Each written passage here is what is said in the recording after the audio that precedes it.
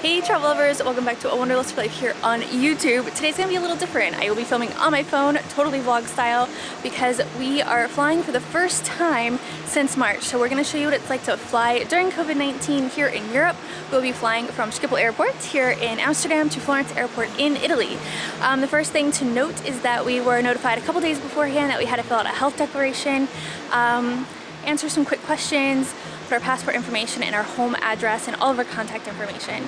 We took public transportation here, so masks are required on public transportation, also on the plane, and I believe in the airport. So let's go see what it's gonna be like.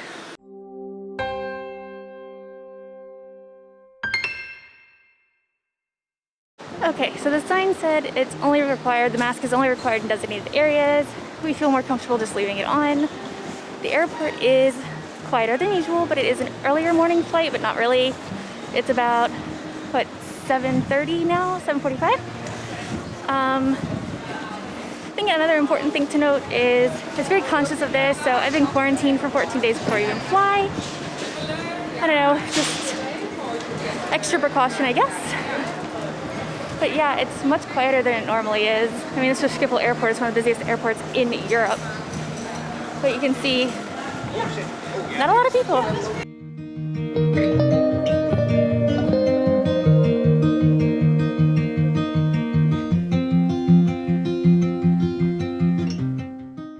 Okay, we just went through security. The main difference was you had to wear your mask, and there were plexi between you and the agent. Otherwise, it was pretty standard. I went to put the bin back in the, part that it goes down and goes back, but they're sanitizing those before they go back. So don't do that here for now. Otherwise, yeah, just same old, but that is a designated place for masks. So that's good to know. When we checked in, we were notified that we have to go through the health check at B0, which is not a real gate, so we have to go find that. But we don't know how long that's gonna take, but we have over an hour until boarding, so we're gonna go to the lounge first. Yeah, and see if we can get something to eat, relax a little bit, and then we'll head down for our health check. So masks aren't required here in the lounge because it is also a restaurant. So I got a little croissant. Looks okay enough.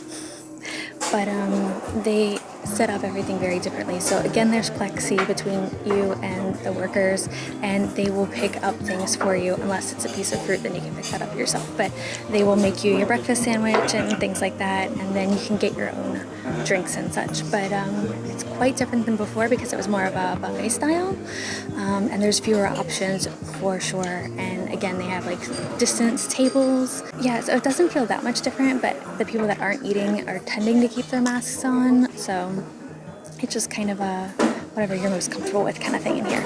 I figured this was as good a time as any to put my filter in my mask because that's what I'm going to do on the plane. So let's see how it goes.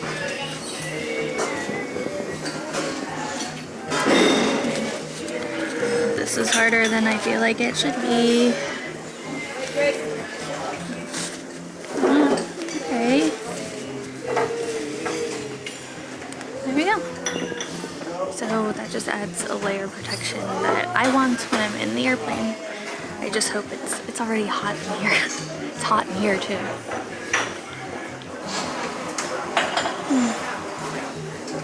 Definitely feels more rigid, but I guess we'll see how it does on the plane. So at this point we're unclear if we had to fill these forms out because we're going to Italy or if everybody's filling them out. When we went to B0, they asked specifically if we're going to Italy on the KLM flight. So it's unclear. But if you get these forms, fill them out ahead of time, it'll save you so much time. A lot of people did not, and they had to stand at the tables and fill them out there.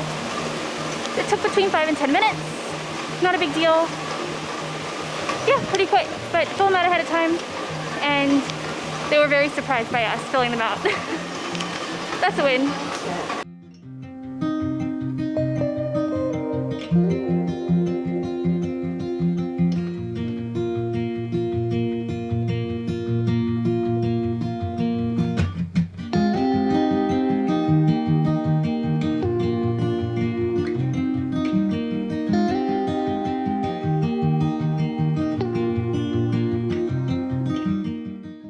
We made it! They did serve food, which I was surprised because I didn't think they did that anymore. So we pulled the mask up, ate underneath. Yeah, so all in all, it was pretty easy. It was a full flight. Other than wearing this, nothing really changed. Sean fell asleep during the flight a little bit. I dozed off, kinda. But yeah, we're here. I think we might have gone through an automatic temperature check by the door, but I'm not sure. Last time we came to Italy, right before the pandemic got really bad, we had a temperature check there, but since we had it at Schiphol, I'm thinking we might not have it here. So we'll see. But now we're waiting for our bags.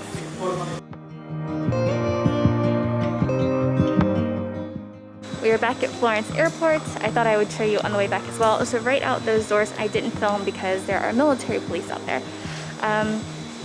There is basically like a health tent set up so you can go get a test that's voluntary, or they do make you go through and get your temperature checked, and then they give you a little card, plastic card, that then they give to the medical person who is at the door. So a lot of the entrances are closed, so you have to go through that way, through the police, through the medical people to get in. So that's what's up so far. I almost forgot, we did have to fill out health forms. So KLM sent us an email previously. Our hotel graciously printed them for us so that we had them, and we just stopped at a table to fill them out here at the airport. And now we're gonna go check in, put our bags full of wine, and hope they come back.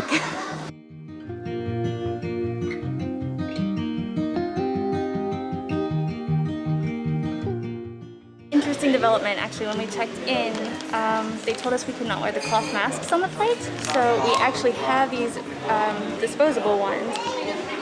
But yeah, that's new. I haven't seen an announcement about that or anything, but there are also vending machines throughout the airport that you can buy one if you need one. But yeah, things change so fast. And our travel adventure is over. I'm sorry I didn't film any more at the airports.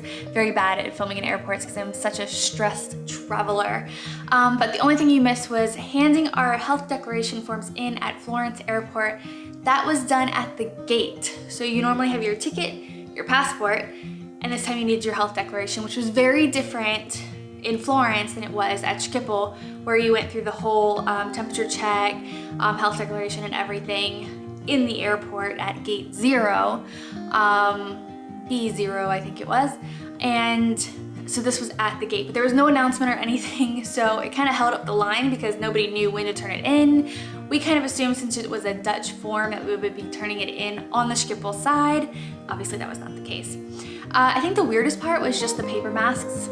I purposely bought masks that fit me. I bought masks that I could add a filter to so it protects me a little bit better. Also, in addition to protecting other people, and the paper mask did not fit my face. So there was like gaps here, gaps here. So I don't know, I thought that was a bit strange. I didn't like that because I didn't feel as protected.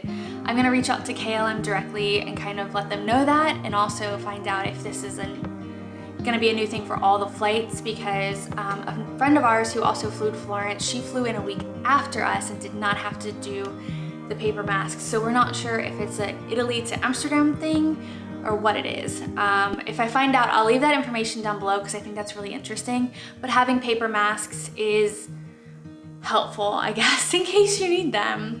The other thing I wanted to tell you was in my last video for packing for coronavirus, I told you that I was bringing surgical tape to tape the mask right here. I did not end up doing that.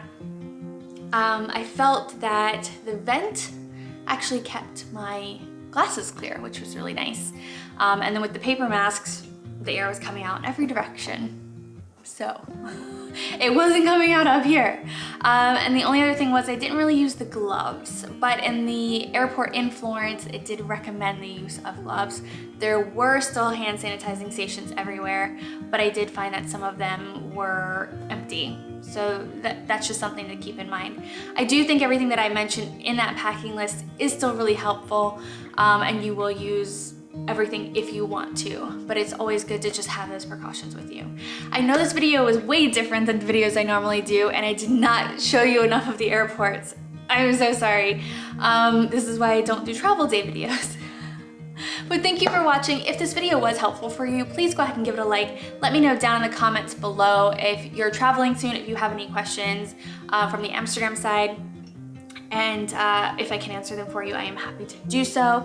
And I will also leave a link down below to help you understand the rules for the Netherlands. So I'll leave a government link down below for you. Thank you so much for watching. Subscribe if you haven't already, hit the notification bell, and we will see you in the next video where we are actually traveling. Bye!